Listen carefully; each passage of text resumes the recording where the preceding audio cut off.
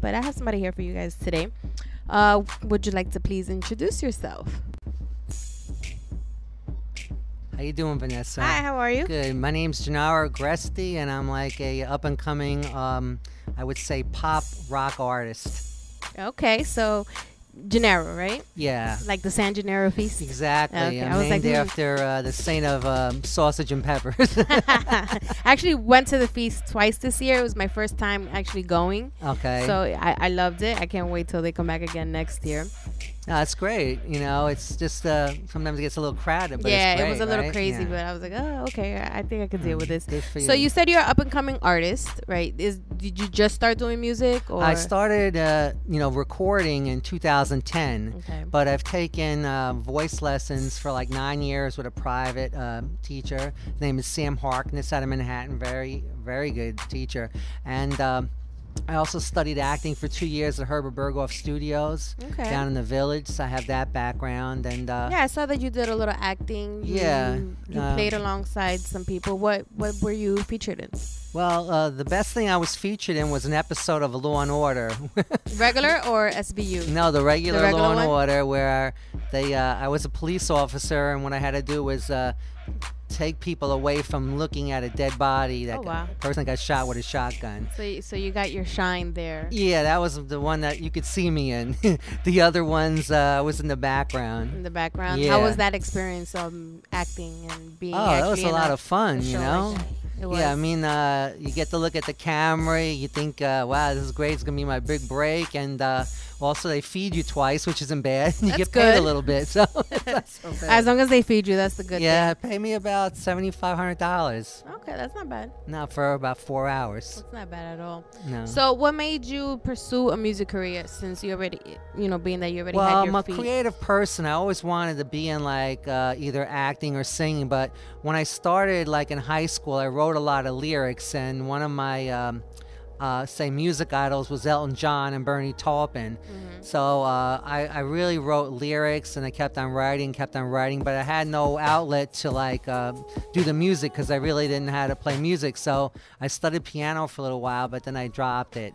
So then I started to pursue acting, and just tried that, and it didn't work out. So I started working for a while. And then I decided to take singing lessons, voice lessons, and from there, my teacher always pushed me to do stuff. So I got in contact with the people at Skylab Music Group and spoke to Artie Sky, which is the head guy there, and I kind of liked what they had to say. So we started working together, and it's really been a really wonderful relationship. So it's been about 2 years that you've been pursuing the music and stuff. Yeah. I have 3 songs. The first song was Ebony Angel, which was kind of like a pop. It's kind of like a pop song. The second one is Beauty in a Black Dress, which is also kind of a pop song. And we did a remix, the dance remix, which everybody really loves, my friends at work and all. And then the last one, Break the Chains. Mike and I, he's my videographer, we went throughout the city and filmed that, and he put in the footage, and it's more of a political, religious, kind of has a lot of overtones to it, just something that came to me 2 years ago in church at Easter. So that's how I came up with that. You get inspiration anywhere, you gotta go with it, run with it. Oh, that's for sure. And I have 2 more songs that I wrote that I'm gonna probably start one of them at the end of this year. Okay. And this is like it's going to be called Deadly Game, and it's more of a, not a love song, it's more of a song of love gone bad. Love gone really bad. bad. A lot of people go through that, so I'm pretty sure a lot of people can relate to it. Yeah. And appreciate it. Yeah. So who were some people that you listened to growing up that actually inspired you to pursue Well, a the first music one, like I career? said, was Elton John, really inspired me a lot. Then I have to say the Beatles were a really big influence on me. Bruce Springsteen, coming from New Jersey, which I come from, really big inspiration for me. And I like the type of emotional songs where the lyrics mean something. And Billy Joel, obviously, too, from New York. But my musical tastes go all over the place. I'm into like Bruno Mars now, who you were just talking about. I think he has a great voice. Definitely. And I love his style and everything. So I have a lot of different musical tastes. But those 4 that I mentioned, really were a big inspiration for me. Okay, that's good. How would you describe your music to people that haven't heard about you? I guess I would describe my music, I would say it's pop music with a rock edge, because it's not really going to be hard rock. It's going to have a more of a popular sound, but it's going to have that rock edge to it, you know. Okay. So that's how I would describe it. That's good. I think a lot of people like the diversity in music nowadays. Is not just, you know, when you can combine two different sounds, that grabs a lot of people's attention. I feel. I know it does to me. But what's your recording process? Are you the type that you need to write music first, or you need to listen to the beat, or? Oh, this is the process I do. I write the words first, and then I look at different music that I think I could use as a template for making a song. Mm-hmm. The kind of sounds I want, the kind of guitar, drums, bass, or whatever. And what I've been doing with Artie is I'm presenting him with those ideas, and what he does is he incorporates my ideas and sends them to me, and we kind of go back and forth until we get something good that I like. And then he puts the words to it, and he sends it to me, and I just take a few weeks to learn it. Then I go in the studio with him. We spend about 4 hours in the studio, and I'm getting better at it. Last time I only sang for 3.5, and then he mixes it right there, and then we have the song. Go from there. That's good. What's been your biggest challenge so far?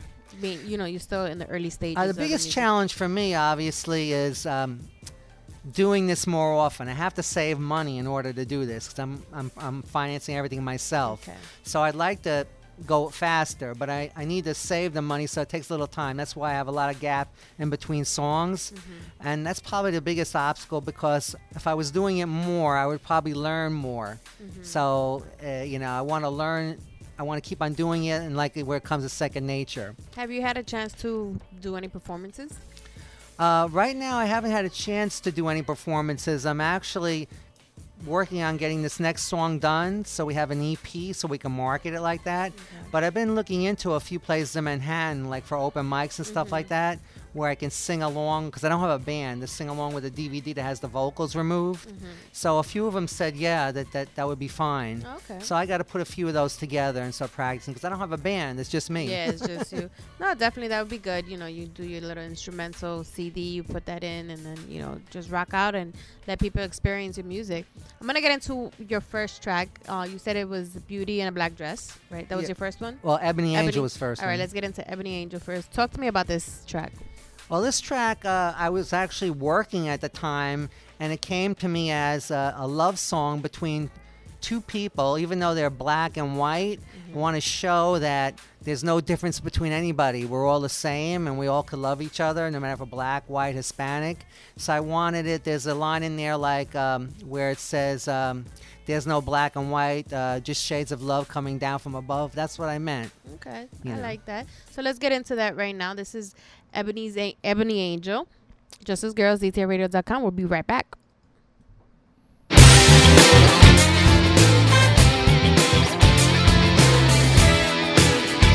All right, Ebony Angel.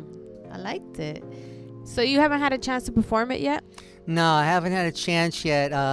What I was working on was Beauty in a Black Dress remix and Break the Chains, but I'm going to get that done too in the near future. Have you done any videos for any of the tracks that you've recorded so far? Just the Break the Chains. We did the video. The other videos are still pictures and footage, but my first debut video with me in it singing would be Break the Chains. Okay. But I do have the 4 videos on YouTube. How was recording that video of Break the Chains? Oh, man.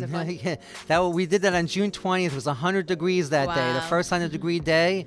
Started at 2 in the afternoon, went to 6 in the afternoon, went all over the city. We ended at the rooftop of the recording studio in Times Square, and I was exhausted. But he used that footage in the beginning, and I was really exhausted. But it was a lot of fun.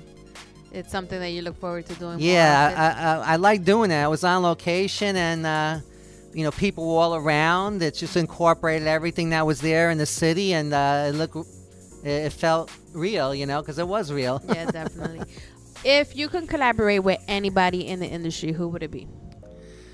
Let's see. I definitely like to collaborate with Slash from Guns N' Roses, because I love his guitar, and I would have some of those guitar riffs in my songs, you know. So he's one. Another one would probably one of my idols would be Bruce Springsteen. That'd be a good one too. Yeah, I mean, doing a duet with him would be awesome because I like the emotion and the meaning of his lyrics. I mean, that's what I look for because I write lyrics, so I think they're important. And the emotion you bring when you sing, you know? Definitely. I totally agree. Anybody else, female-wise? Let's see, female-wise, probably Christina Aguilera. That's a good one. She's actually on the comeback, so you might be in luck of getting her to do something with you. I'm actually on one of her lists where she sends broadcast emails out, and she sent me an email on Facebook telling me about, on Facebook and on MySpace, telling about her new stuff that she's doing. Oh, yeah. Nice. Yeah. Stay connected with them. Yeah. But, yeah, she's got an amazing voice, so to do something with her, I think would be a challenge. If you had to pick a label that you can be signed under, who would you want to be signed under? Let's see, what record label. Well, if I had to pick a major label, I don't know. I guess it would be, say, Columbia Records, Atlantic Records, one of those. Yeah, one of those. Cater to your genre. Yeah, exactly. That's good. I like that. Where do you see yourself in the next 5 years? Well, in the next 5 years, hopefully I have a whole album together, and I'm going to be touring with that album. That's a good way. You got to stay positive and make sure you strive for it. So. Well, exactly. That's my goal, is to get an album together and then to tour. Now, I don't know if I'm going to have a band or whether it's going to be me with a few other people, but that's what I'd like to do, and start doing that. Okay. That's good. How would you define the word success? What does success mean to you? Success is not going to mean tons of money, even though that'll be great. Success is going to be that I have the freedom to create and do the things I want to do in life. That's what I would think success is. Okay. I like that because everybody's definition of success is different. So as long as you're happy with, what you want to achieve. Yeah, as long as I have the freedom to create things and I don't have to have a worry about where I'm going to get the money to pay for a mortgage or a car or whatever, that would be great. Definitely. All right, let's get into your next track, Beauty in a Black Dress. This is the remix. Talk to me about this one. Well, this one, the Beauty in a Black Dress, came to me because it has a number of different elements that I thought were kind of unique. One is superstition, where you're superstitious about, Friday the 13th, black cats, bad luck. The other one would be falling in love with somebody that's not exactly like you. It's someone who looks very mysterious, like has that kind of like aura of being like, not a witch, but you know what I mean, like gothic, No, definitely. And then the other thing I mixed in there was the rituals of Catholicism. So I put them all together, and I thought it was kind of a unique song. If you heard the regular version, it's more of a Tim Burton-ish kind of song, but the dance one is more of a really cool, just house dance mix. All right, let's get into this. Beauty in the Black Dress, the remix, Just As Girls, DTFradio.com. We'll be right back. Beauty in a black dress. All right, I like that. Very dancey. I could see myself working out to that. Great. You want to hear something funny about that song? Talk to me. I haven't been there yet, but a few friends of mine told me there's a strip club by I work at Newark Airport, and they said they've been playing that song there. Oh, One of the DJs got it, because I've been sending it out to a lot of DJs. Oh, that's good. So, I don't know. You're going to have to make an appearance. Maybe you should perform there. Yeah, well, I don't know about that, but I don't even know where it is, but people said they heard it there, so that's kind of funny. It's a really good track. I think you should definitely take it, run with it, shoot a video for it. Definitely, it will get a lot of plays for it. Yeah, shoot a real video for that one. Exactly. Definitely. I like that one. Is acting something that you would pursue again? What? Or are you done with video? With no, acting. Like, Acting? Yeah. No, if I meet the right people, sure would do it. I would love to do it. So if you had the choice between a music career and an acting career, which one would you pick? Well, I would do both. There's people that do both. If they told you just one, which one would you? Music. Music? Yeah. Oh, okay, that's where your passion is. Yeah, I would do music. How has your family and friends reacted to your music career? Well, I've gotten a very, very positive reaction. I mean, a lot of my friends now, they have the songs on their iPhone, and they actually promote my songs when I'm not even there. They tell people about it, like if they meet a celebrity at the airport, and they just do that. So it's been very positive. Family, the same thing, you know. That's good. They really like the stuff, and you know, I've been about, for most people, I would say it's 98% positive. Yeah, that's good. Yeah. As long as you have the support there, and you know they're telling you where to go with it. So it's Yeah, my friends really dig it. They want to have like a party where it's like a party where you get discovered and you're like a Grammy party or something. They want to have that. So well, maybe you'll have that one time. You know, when you drop your EP, do it like a release party. Yeah, a release party. Right, Yeah, right. definitely. So what else are you in the works in right now? So you're gonna record a new track, right? Yeah, To that new finish up track the is going to EP? be Deadly Game. I'm going to start it at the end of this year. Probably be out with the video. I was telling Mike probably around March. Okay. And then I have the EP, and we'll start marketing the EP. And then I have the other song, which is called Flesh and Bone, and it was inspired about all the gun violence that started with the Dark Knight Rises movie. Yeah. And just continued on, even with with a few others. It just came to me all at once. In about a half hour, I had the whole thing written down. Wow. That's Yeah. good. But that one's gonna be a little bit darker, same as this next one. Just that what comes to me, you know. No, These definitely other ones were a little lighter.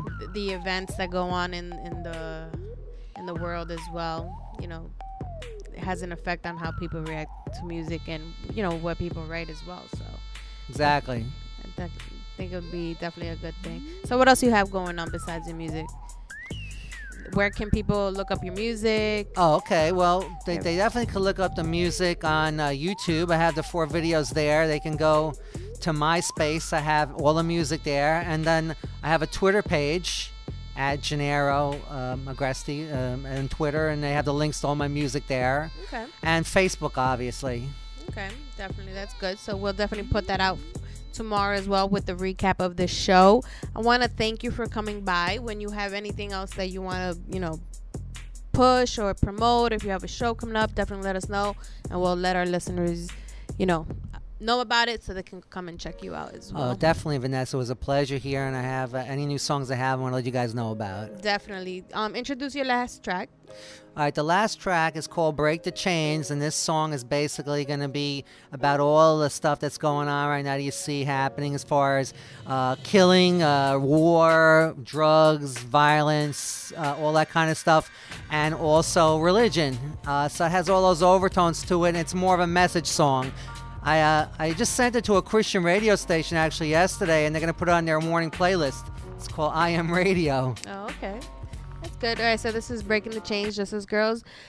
DTFradio.com. We'll be right back.